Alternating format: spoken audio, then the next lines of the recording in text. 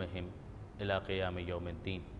اللهم إنا نرغب إليك في دولة كريمة تعز بها الإسلام وأهله وتذل بها النفاق وأهله وتجعلنا فيها من الدعاة إلى طاعتك والقادة إلى سبيلك وترزقنا بها كرامة الدنيا والآخرة. رب اشرح لي صدري ويسر لي أمري واحلل عقدة من لساني يفقهوا قولي واجعلني خالصا لوجهك الكريم يا الله. صلوات على محمد.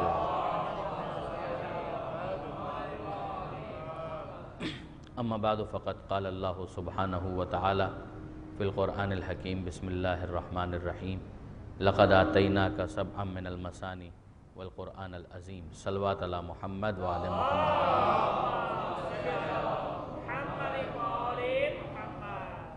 برادران عزیز و خاران محترم، امام حسن مجتبی علیہ السلام کی ولادت مبارک ہو انشاءاللہ.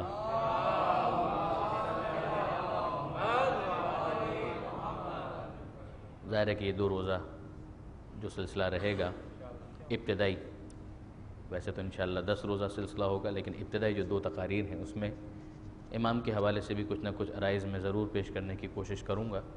موضوع ہمارا انشاءاللہ سورہ مبارکہ فاتحہ ہے. سورہ مبارکہ فاتحہ کے حوالے سے کچھ گزارشات ہیں کہ جو پیش کرنے کی سعادت حاصل ہوگی انشاءاللہ، اور اسی کے ضمن میں آج اور کل انشاءاللہ امام کے اوپر بھی کچھ نہ کچھ عرائض پیش کیے جائیں گے. میں اپنے نوجوان دوستوں کے لیے گزارش کروں کہ ظاہر ماہ مبارک رمضان میں انسان آمادہ ہوتا ہے کہ اس قسم کی باتیں بھی وہ سنیں اور ان پر توجہ کرے. قرآن مجید کی کچھ اصطلاحات ہیں کہ جن کی طرف ہمیں بہرحال توجہ کرنی چاہیے. مثلا ایک اصطلاح ہمارے سامنے آتی ہے جو قرآن مجید کی ہے، وہ ہے سورہ. یہ سورہ وہ اصطلاح ہے کہ جو خود قرآن مجید میں پروردگار عالم نے استعمال کی ہے، اور اصطلاح بالکل معصورہ ہے، یعنی پروردگار کی طرف سے انڈوزڈ ہے، معصومین کی طرف سے انڈوزڈ ہیں، معصومین کی طرف سے تائید شدہ ہیں.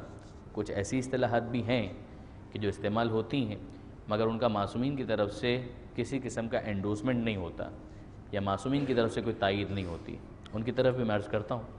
مگر جو لفظ سورہ ہے یہ خود قرآن مجید میں بھی استعمال ہوا، اور اس کے علاوہ معصومین کی احادیث کے اندر بھی یہ لفظ کثرت کے ساتھ استعمال ہوا کہ فلاں سورے کو پڑھنے کا یہ ثواب ہے، فلاں سورے کو پڑھنے کا یہ ثواب ہے، فلاں سورے کو پڑھنے کا یہ ثواب ہے.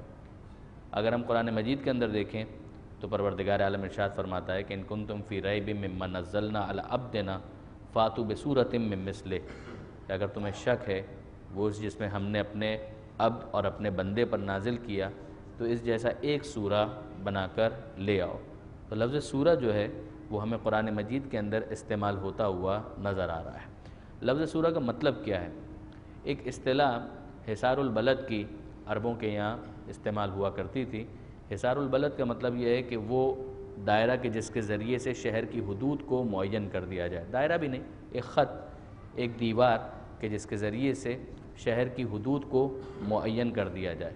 اور ظاہر ہے کہ یہ فینومینا اتنا زیادہ کامن تھا کہ وہ حدیث جو آپ سنتے ہیں وہ بھی اسی کی طرف دلالت کرتی ہے کہ جب شہر ہوتا ہے اور شہر کی دیوار ہوتی ہے تو دیوار میں دروازہ ہوتا ہے کہ انا مدینۃ العلم و علی بابوہا،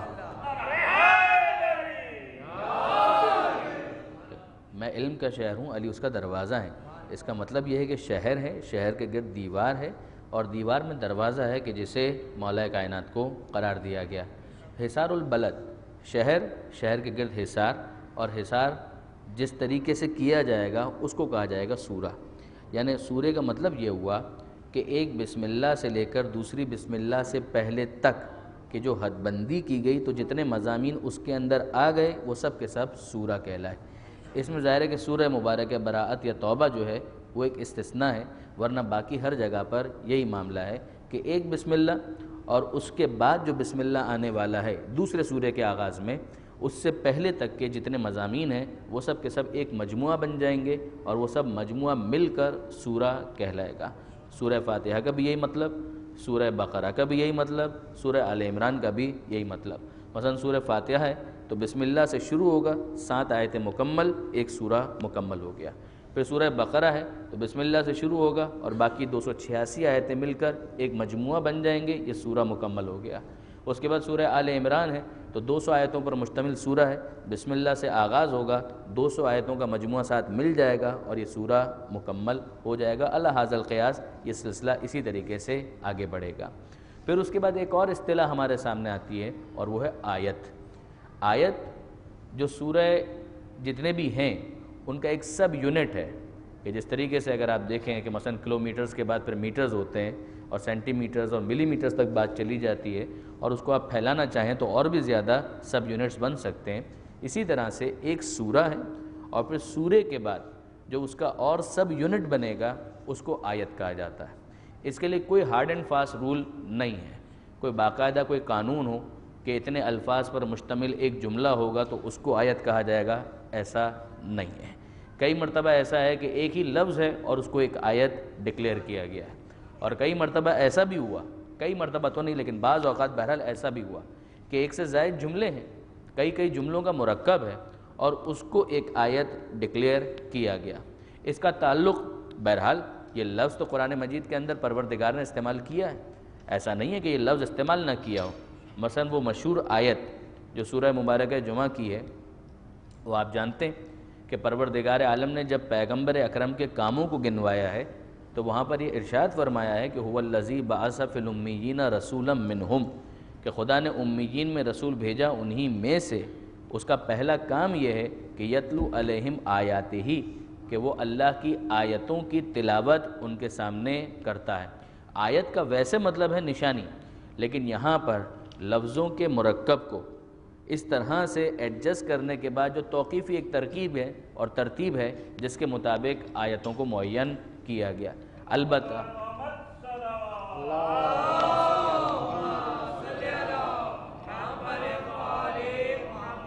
تو یہ اصطلاح بھی بہرحال ہمیں نظر آتی ہیں۔ سورہ مبارک آل عمران میں پروردگار عالم جب قرآن مجید کی آیتوں کی تقسیم بندی کی ہے اور محکم اور متشابہ کا تذکرہ کیا ہے تو وہاں پر بھی یہی ارشاد فرمایا ہے کہ اس کے اندر آیات محکمات بھی ہیں، ہن ام الکتاب، اور وہی اس کتاب کا مرکز اور محور ہے، وَأُخَرُ متشابہات، اور دوسری متشابہ آیات بھی موجود ہیں۔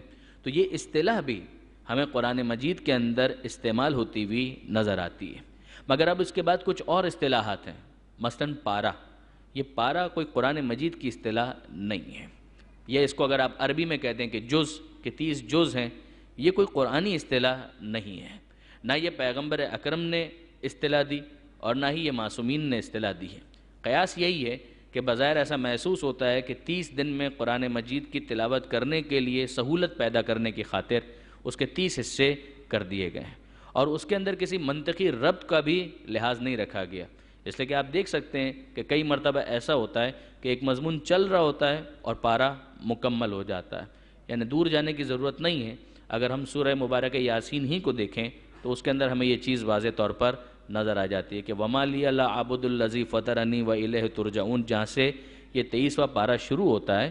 یہ ایک جملہ ہے جو پیچھے سے مسلسل ہے، مگر وہاں 22واں پارہ مکمل ہو گیا ہے اور وہ مومن یہ کہہ رہا ہے کہ مجھے کیا ہو گیا ہے کہ میں اس کی عبادت نہ کروں کہ جس نے مجھے پیدا کیا، اور اس کی بارگاہ میں مجھے اور ہم سب کو پلٹایا جائے گا۔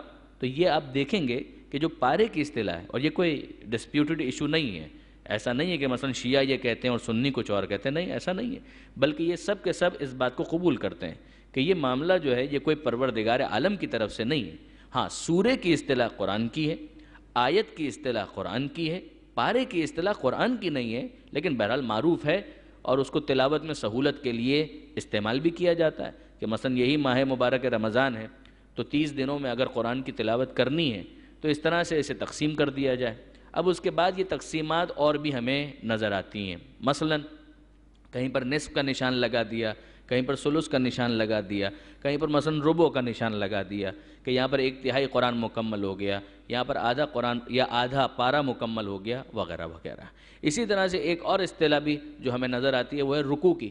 یہ اصطلاح بھی کوئی قرآن کی اصطلاح نہیں ہے، لیکن بہرحال جو سورے ہیں ان کے موضوعات کو سب ڈیوائیڈ کرتے ہوئے، اس لیے کہ آیت ایک بہت چھوٹا جز ہو گیا، سورہ ایک مکمل جز ہے اور مکمل ایک پیرامیٹر ہے، تو اب اس کے اندر جہاں پر موضوع ایک مکمل ہو رہا ہے وہاں پر ایک رکوع، پھر دوسری رکوع، پھر تیسری رکوع، اور پھر اس کو برادران نے خود نماز کے اندر دوسرے سورے کی جگہ پر یا پہلے سورہ فاتحہ کے بعد تلاوت کے لیے بھی استعمال کیا، اور وہ ایک روش اور ایک ٹرینڈ بن گیا، لیکن بہرحال یہ بھی کوئی چیز معصوم کی طرف سے نہیں آئی ہے۔ وَعَلَى هَذَا الْقِيَاسِ، جو منزل کا معاملہ ہے کہ مثلا کوشش کی جائے کہ کوئی شخص اگر ایک ہفتے میں ایک حصہ مکمل کر کے 7 دنوں کے اندر ہر دن مکمل اس طرح سے کرنا چاہے کہ ایک ہفتے میں قرآن مجید مکمل ہو جائے، تو وہ بھی ایک کوشش کی گئی ہے، مگر ان تمام تر اصطلاحات کا تعلق پھر قرآن مجید سے نہیں ہے۔ قرآن مجید کے اندر لوگوں نے اپنے ذوق کے مطابق کچھ اصطلاحات کو بنایا ہے۔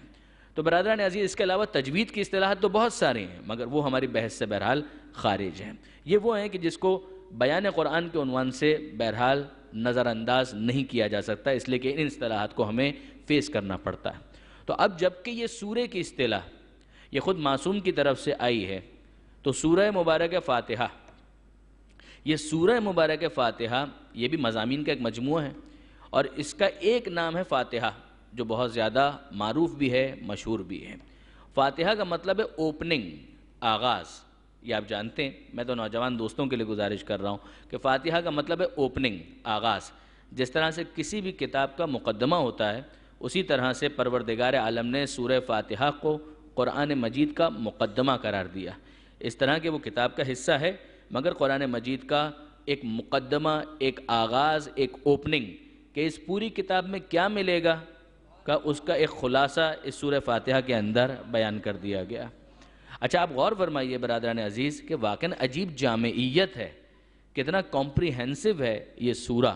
اس کے اور نام بھی ہیں، وہ بھی اس کی طرف دلالت کرتے ہیں۔ ام القرآن، ام الکتاب، اساس القرآن۔ اساس القرآن یعنی قرآن کی بنیاد، قرآن کا فاؤنڈیشن، قرآن کی بیس۔ ام القرآن یعنی کتاب کا مرکز، کتاب کا فوکس جہاں پر ہو، کتاب کا خلاصہ، کتاب کا سینٹرل آئیڈیا۔ یعنی اگر تلخیص دیکھنا چاہیں قرآن کی تو سورہ مبارک فاتحہ کے اندر نظر آ جائے گی۔ اس سورہ کو کہا گیا کافیہ، اس سورہ کو کہا گیا وافیہ، اس سورہ کو کہا گیا سورہ حمد۔ واضح ہے یہ سورہ گویا کفایت کرتا ہے باقی قرآن سے، یہ خود اس کے خلاصہ ہونے کے اوپر دلالت ہے۔ یہ سورہ سورہ حمد کہ اس میں پروردگار عالم کی تعریف کو جامعیت کے ساتھ بیان کیا گیا ہے۔ کتنا کمپریہنسو ہوگا یہ سورہ۔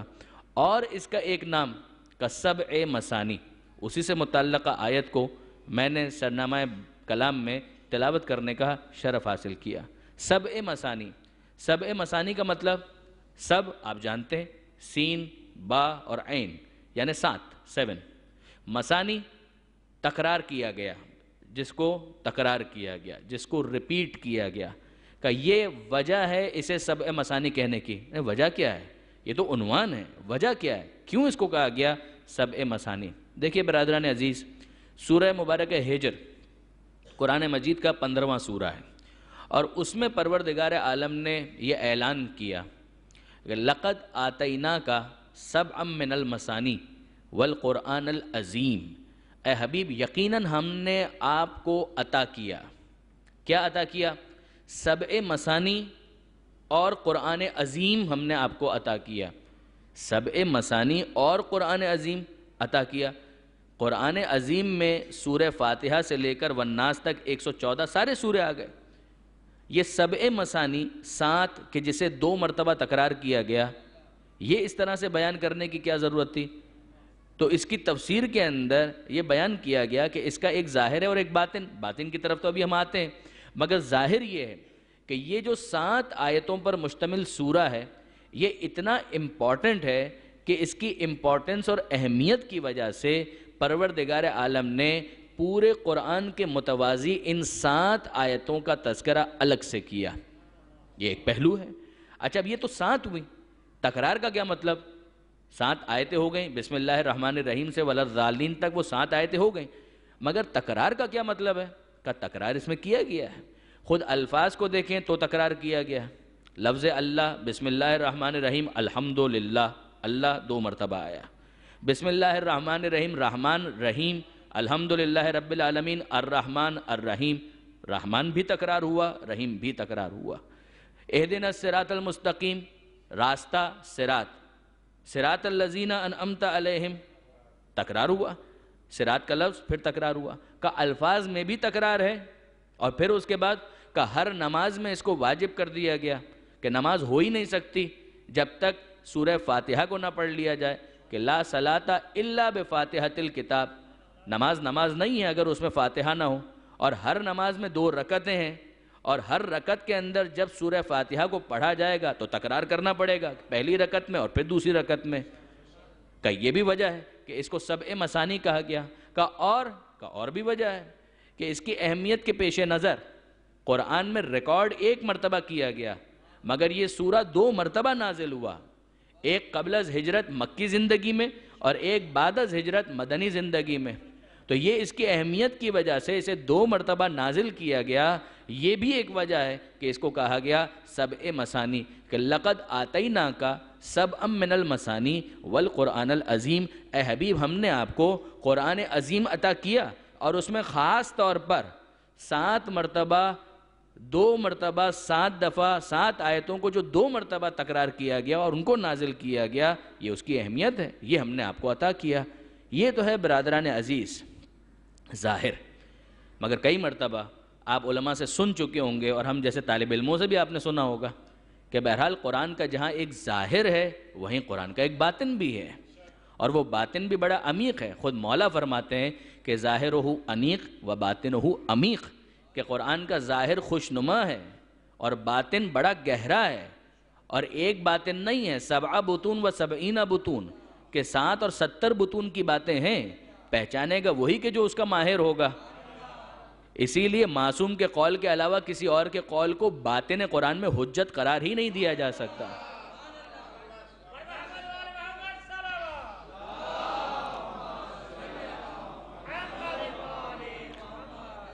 یعنی یہ اہم بات ہے کہ آپ غور فرمائیے کہ ابھی یہ مائک کا مسئلہ ہو رہا تھا، تو ظاہر کا مسئلہ تھا تو حل کرنے کی کوشش کی گئی، لیکن اگر باطن کا مسئلہ ہوتا تو جو اس کا ماہر ہوتا اسی سے رجوع کیا جاتا۔ اور کیا کر سکتے ہیں؟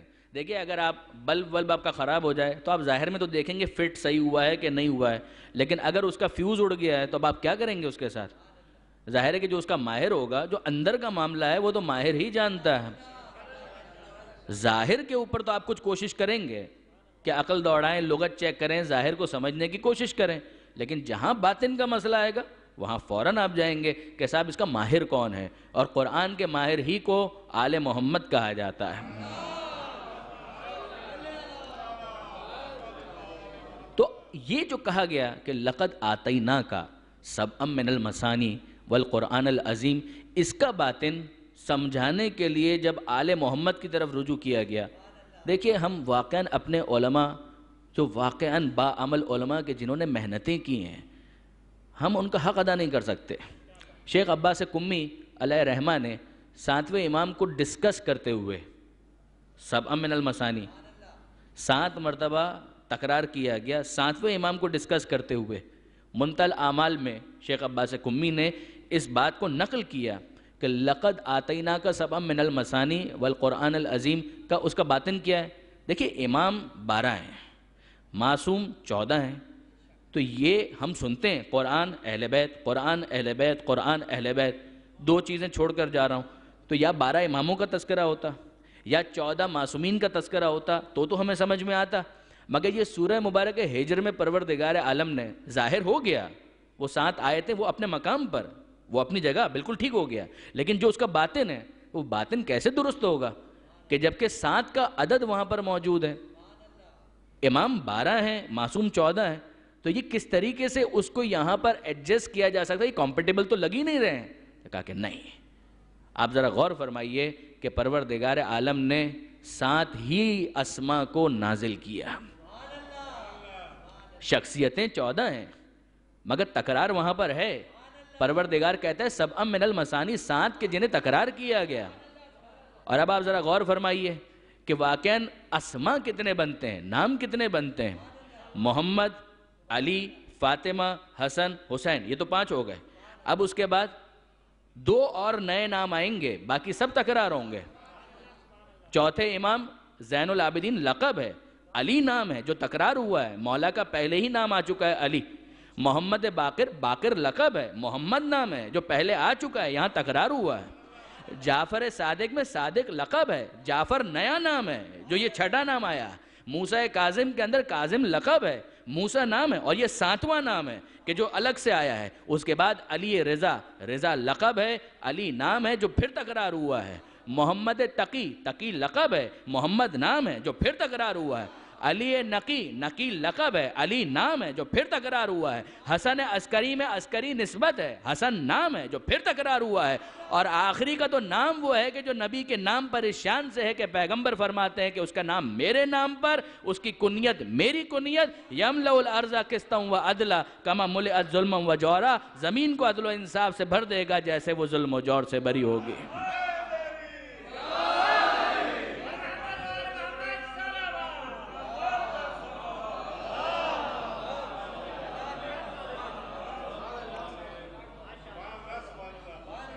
تو نام ساتھ ہی ہیں کہ جن کو تکرار کیا گیا ہے. اب برادران عزیز واقعاً یہ نام، یعنی نام بہت اہم ہے. نام اگر اہم نہ ہوتا تو پروردگار کی طرف سے نازل نہ ہوتا. دیکھیں نام نازل ہو رہے ہیں. آپ کے گھر میں اولاد ہو، آپ کی بھی خواہش ہوتی ہے کہ اچھا نام آپ رکھیں، اولاد کا اچھا نام رکھیں. کسی اور کے گھر میں بچہ پیدا ہو جائے، اس کی بھی خواہش یہ ہوتی ہے کہ اچھا نام وہ رکھے. مگر کوئی گارنٹی ہے کہ جو نام اس نے رکھا ہے اس کا اثر بھی اسی طریقے سے ہوگا اس بچے پر؟ دیکھیں ماں باپ کی تو خواہش ہوگی، کوشش ہوگی کہ بہترین نام رکھیں، اچھا مطلب ہو، اچھا معنی ہو، اللہ کی عبودیت ظاہر ہوتی ہو، پیغمبر سے نسبت ظاہر ہوتی ہو، معصومین سے قربت ظاہر ہوتی ہو. مگر کوئی گارنٹی ہے کہ جو نام آپ نے رکھ دیا یا کسی اور نے رکھ دیا اس کا اثر اسی طریقے سے اس کے اوپر ہو جائے گا؟ یہ خواہش ہے. آپ نام رکھ دیں عالم، بچہ جاہل رہ جائے تو آپ کیا کر لیں گے؟ آپ نام رکھ دیں قادر اور بچہ جو ہے وہ بالکل عاجز ہو تو آپ کیا کر لیں گے؟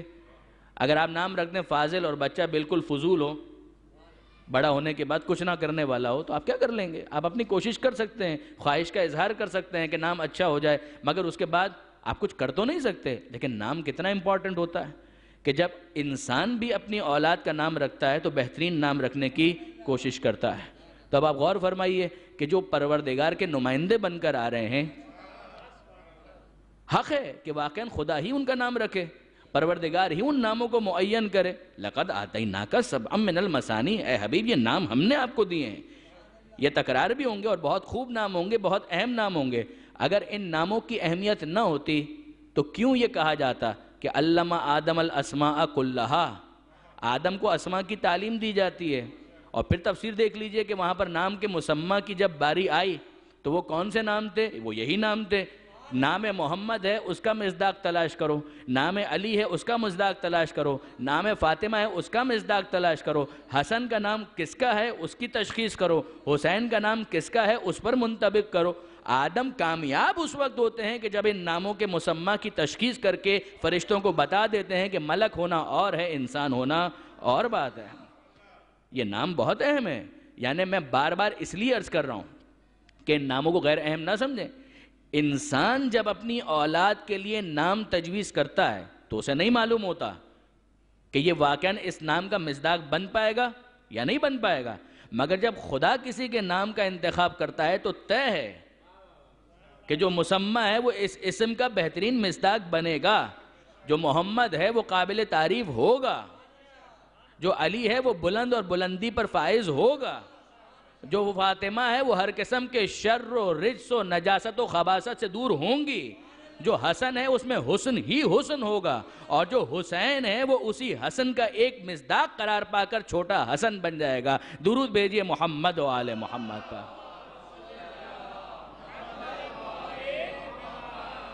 آپ نے غور فرمایا؟ یعنی یہ نام بہت اہم ہے کہ ایک طرف آدم علیہ السلام ان کا امتحان ہو انہی اسماء کے ذریعے سے، جس میں فرشتے ناکام ہو جائیں اور آدم کامیاب ہو جائیں، اور پھر آدم ترک اولا کریں تو پھر پروردگار عالم کچھ کلمات کی تعلیم دے، اور پھر ان کلمات کی تشخیص اسی طرح سے ہو کہ یہ کلمات کیا تھے کہ حضرت آدم علیہ السلام بارگاہ پروردگار میں محمد کا واسطہ دیتے ہیں، علی کا واسطہ دیتے ہیں، حسن اور حسین کا واسطہ دیتے ہیں. اے پروردگار ان کے واسطے سے میرے اس ترک اولا کو درگزر کر. اور حیرت کی بات یہ ہے کہ سکھا بھی پروردگار خود ہی رہا ہے.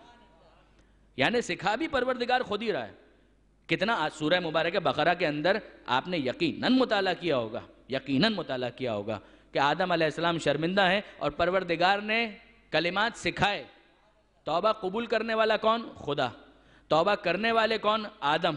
تو یہ عبد وہ معبود، یہ درمیان میں کون آ گیا؟ اگر خدا وسیلے کا قائل نہ ہوتا تو کلمات کی تعلیم نہ دیتا.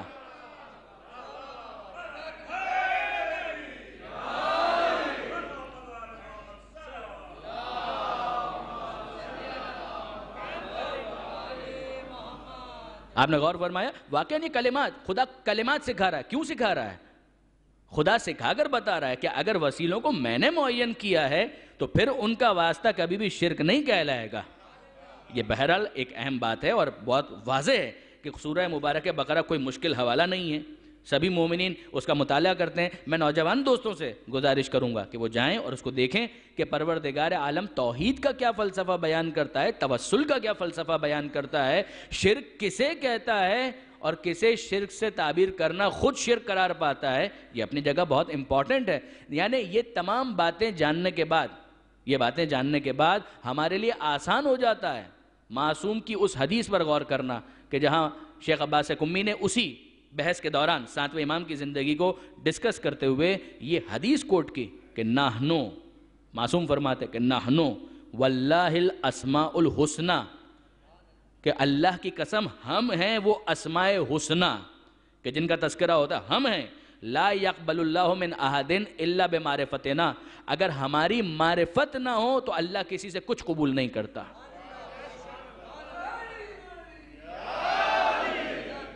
اللہ کچھ قبول نہیں کرتا. کیوں؟ اس لیے کہ ان کو رد کرنا یہ خدائی نمائندے کو رد کرنا ہے. یہ کوئی اپنی پرسنل کیپیسٹی میں نہیں آئے تھے، یہ کوئی مہمان بن کر نہیں آئے تھے کہ کوئی بھولا بھٹکا آ گیا آپ کے شہر میں اور آپ کا مہمان بن گیا اور آپ نے اگر اس کا استقبال کیا تو کیا، نہیں کیا تو نہیں کیا، کیا فرق پڑ گیا. نہیں، ایسا نہیں ہے. یہ خدائی نمائندے کی تشخیص دیتے ہوئے کہ یہ میرا نمائندہ ہے، اگر اس کی تعظیم کی تو گویا خدا کی تعظیم کی، اور اگر اس کی توہین کی تو گویا خدا کی توہین کی. یعنی برادران عزیز، واقعاً کیسے ممکن ہے کہ پروردگار عالم کے نمائندے کو کسی بھی اعتبار سے ریجیکٹ کر دیا جائے یا ڈیجیکٹ کر دیا جائے؟ یہ گنجائش نہیں ہے اسلام کے اندر. برادران عزیز دیکھیے، اب اس کے بعد ہمیں سمجھ میں آتا ہے کہ امام حسن مجتبیٰ علیہ السلام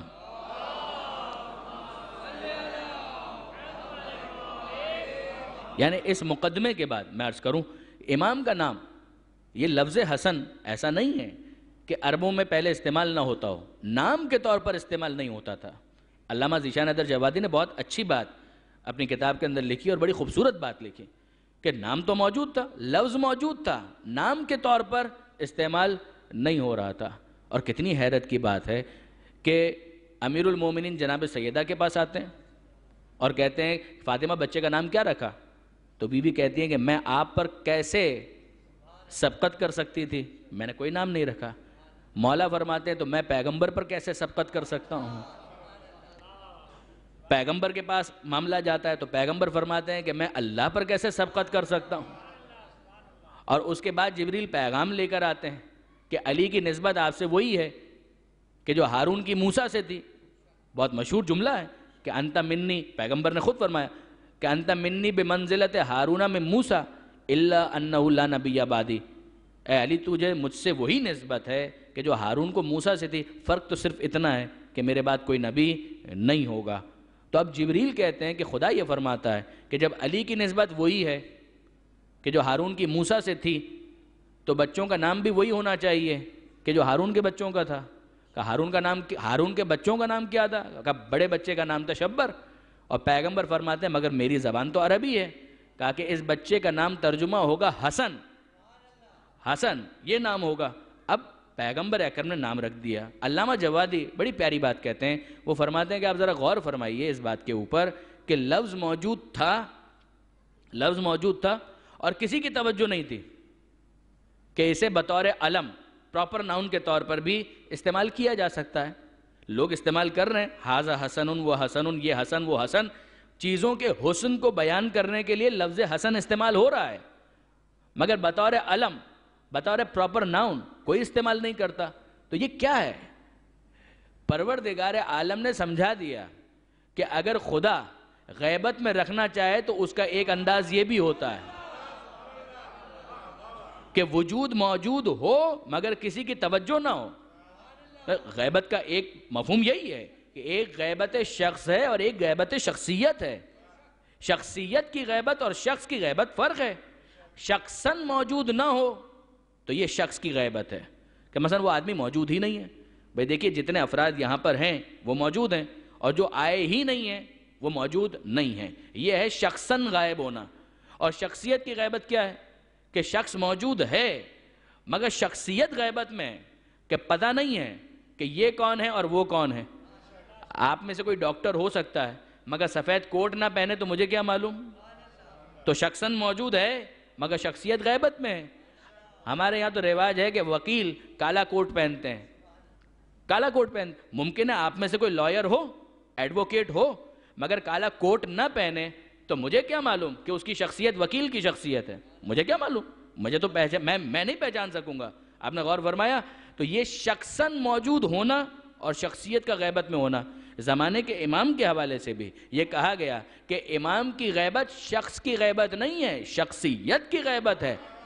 شخصاً موجود رہتے ہیں, مختلف جگہوں پر آتے ہیں جاتے ہیں, شخصیت غیبت میں ہے. اور اس کو سمجھنے کے لیے یہ لفظ حسن بہت خوب ہے کہ لفظ حسن موجود تھا مگر کسی کی توجہ اس طرف نہیں تھی کہ اسے بطور پراپر ناؤن بھی استعمال کر سکتے ہیں. جب غیبت کا مرحلہ مکمل ہو گیا اور ظہور کا مرحلہ آیا تو پروردگار عالم نے معین کر دیا کہ اسی صفت حسن کو اس بچے کا عنوان قرار دیا جائے کہ یہ علم بن جائے کہ اب اس علم کی غیبت ہو گئی ختم اور اس کے ظہور کا وقت آ گیا. تو جس طرح سے لفظ کی غیبت ختم ہوئی ایک دن انشاءاللہ امام کی غیبت بھی ختم ہوگی. درود بھیجئے محمد و آل محمد.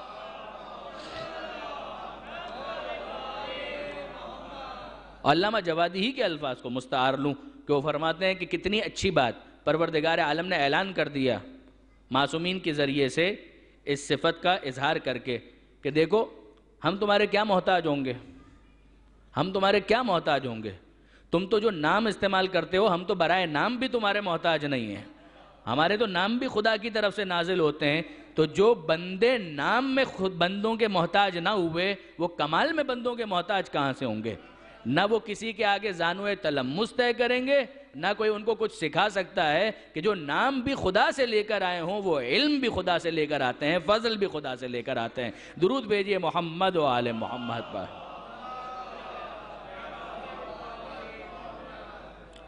تو یہ بہرحال برادران عزیز کہ واقعاً ان کا نام بھی خدا کی طرف سے, ان کے کمالات بھی خدا کی طرف سے.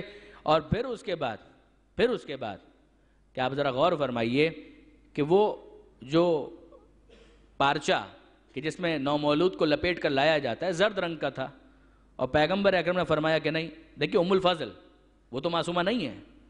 ام الفضل نے خواب یہی دیکھا تھا اور آئی تھی پیغمبر اکرم کے پاس اور یہ کہا تھا کہ اللہ کے رسول میں نے تو عجیب خواب دیکھ لیا, مجھے تو سمجھ میں نہیں آ رہا کہ یہ ہوگا کیا, اور بالکل میں کمپریہنڈ نہیں کر پا رہی ہوں, سمجھ نہیں پا رہی ہوں یہ چکر کیا ہے.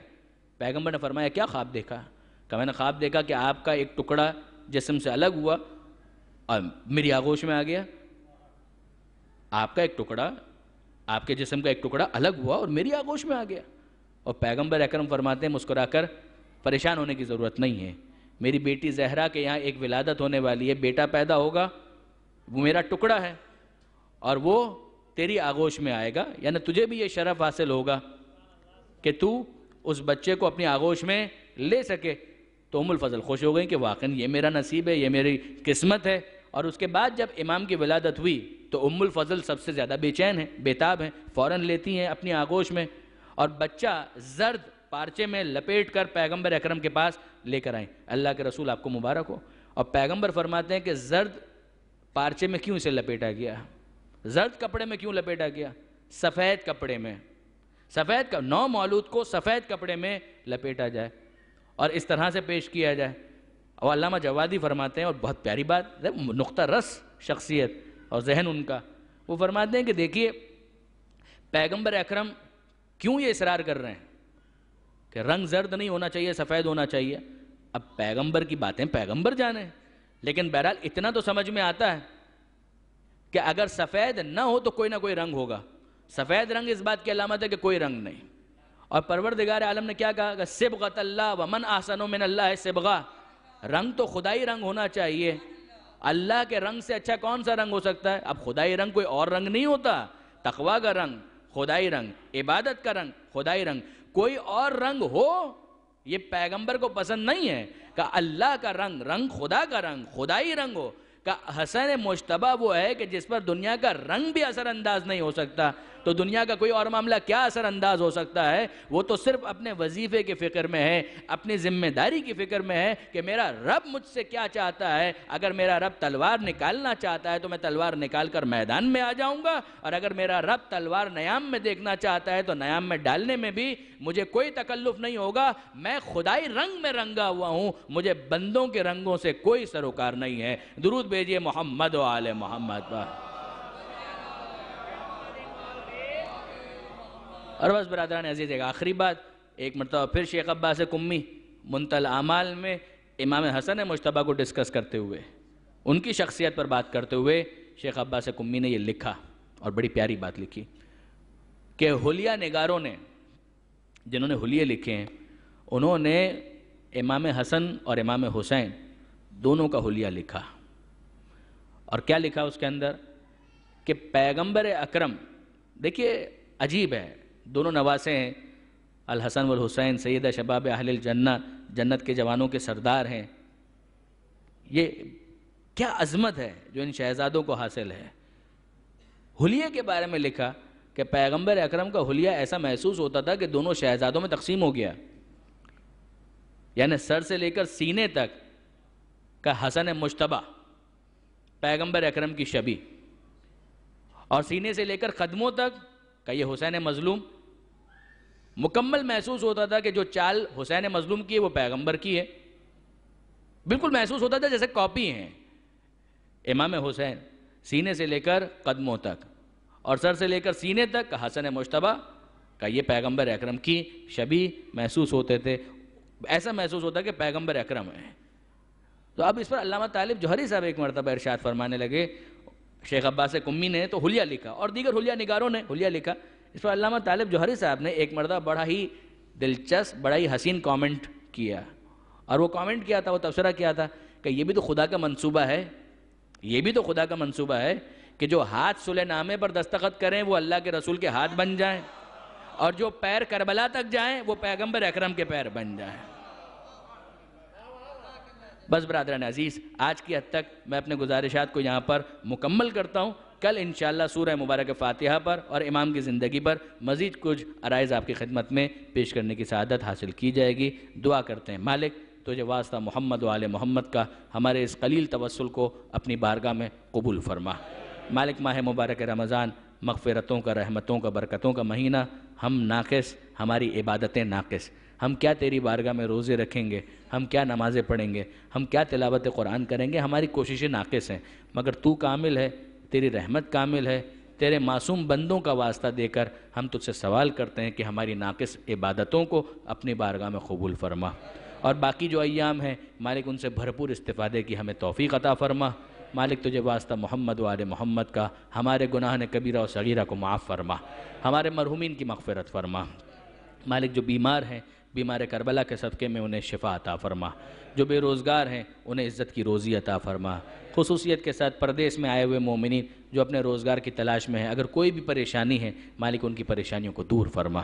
مالک جو بے اولاد ہیں انہیں اولاد صالح عطا فرما، مالک جو صاحبان اولاد ہیں انہیں اولاد کی صحیح تربیت کی توفیق عطا فرما۔ مالک تجھے واسطہ محمد و آل محمد کا تمام علماء کرام مراجع اعظام کی حفاظت فرما۔ مالک ہمارے شہداء کو سید الشہداء کے ساتھ محشور فرما، ہمارے شہداء کے قاتلوں کو نیست و نابود فرما۔